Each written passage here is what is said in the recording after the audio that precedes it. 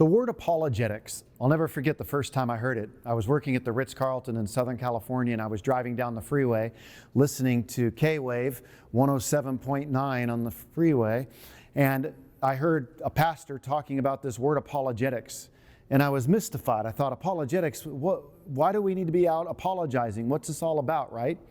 And I showed up at work, and one of the bellmen said, Bobby, apologetics for the Christian means to be able to give a defense for our Christian faith. In other words, to be able to intellectually give an account for why it is that we believe Christianity is defensible. Apologetics comes from the Greek word apologia. It means to give a defense. So you could be a Muslim apologist defending Islam, or you could be a Hindu apologist defending Hinduism. A Christian apologist is one who gives a defense of why Christianity is true. Why is it that Christianity is a more reliable faith system than the other beliefs out there, say polytheism or atheism or pluralism or relativism? And so when we step back as Christians, apologetics can really help us to be more confident in our own faith. It can help us to deal with doubts. It can help us to be more effective when we share the gospel. As an early Christian, and when I was getting saved, my heart caught such fire for Jesus that I was literally going out by myself sharing the gospel with 50 to 100 people a week. Sometimes I would stand up on a bench and preach across the campus. I was so swollen in heart to see people respond to Jesus. And I would walk up to people cold turkey. Now, I'm not saying that my methods were right. My burden was just taking me out there. But I was getting licked because people were asking me questions that I got stumped on. I didn't know how to answer their questions.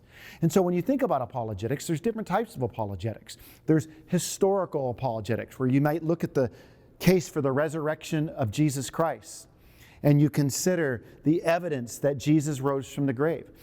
There's archaeological apologetics, where you look at some of the different archaeological findings and discoveries that help us to realize that, wow, this is amazing that the Bible can be backed up and confirmed.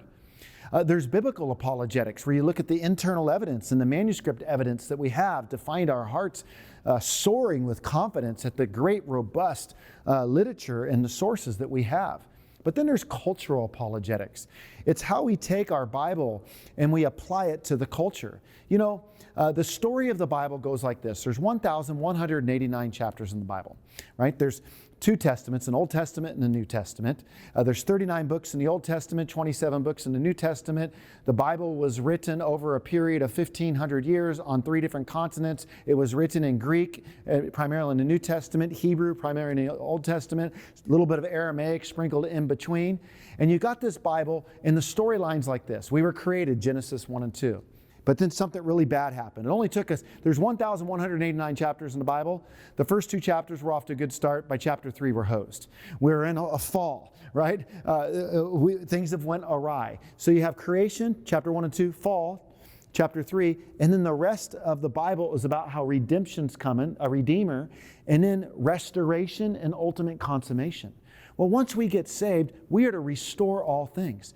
And apologetics helps us to get out and restore all things. So apologetics, we want to defend a robust, we want to be able to offer a robust defense of our faith to those emerging Gen Zs. We want to give them the toolkit so that when they go off to college, they know what questions they're going to get asked. And they know the answers to those questions. One of my mentors said, you know, I raised my kids haunted by the thought that one day I'm going to pack up a U-Haul truck, load up my kids' stuff, and they're going to drive off with a truck full of stuff.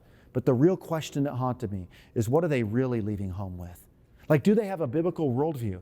Do they have a cultural apologetic? And so cultural apologetic, then, it's showing how Christianity is defensible to answer our most difficult cultural issues. So things like LGBTQ, that's a big cultural issue.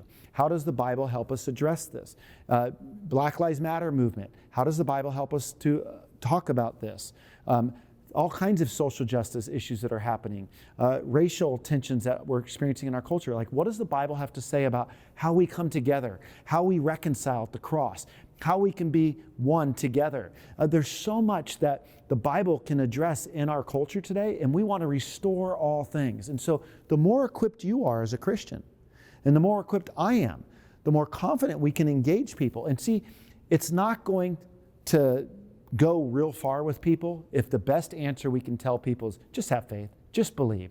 They'll think that we are checking our intellectual brains at the door. What we rather want to show is that Christianity is defensible, that Christianity is true, and that Christianity does more than just help us on Sundays, that Christianity has an answer for the arts, that Christianity has an answer for film, that Christianity has an answer for music, that Christianity has an answer to sin, that Christianity has an answer all across culture, that it's a lived out worldview that we are to take on. And the more we're equipped with this Christian worldview, the more beautiful we can see Christianity compared to all the other belief systems and options that are out there. Do you remember the story of Jesus?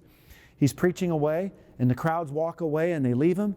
And what does Jesus say? He looks at those who are hanging out and left, not some desperate megachurch pastor. He says, do you want to leave as well? And what does Peter say? Where else are we to go? You have the words of eternal life. In other words, hey, when we think about what you have to offer, Jesus, compared to everything else, where else are we to go? The more you study biblical apologetics, and then you go out and see what the culture has to offer, the more you'll see that there's nowhere else to go but to Jesus.